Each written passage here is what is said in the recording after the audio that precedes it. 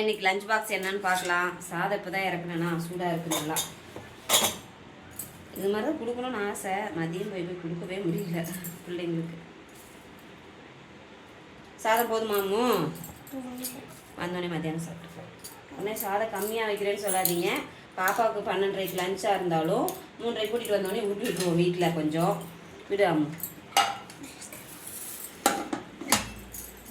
இன்னைக்கு பீன்ஸ் பொரியல், பீர்க்கங்காய் வறுவல், அப்படியே பாப்பாவுக்கு நல்ல பூண்டு மிளகு நிறைய தட்டி போட்டு ரசம் சாதத்துக்கு தொட்டுக்கிட்டோம் மதியம். ரசம் சூடாக இருக்குது. எல்லாமே எடுத்து போட்டு கொடுக்குறதாவே இருக்குது. இந்த கொத்தமல்லி கருவேப்பிலை எல்லாமே. ஆப்பிள் போதுமா?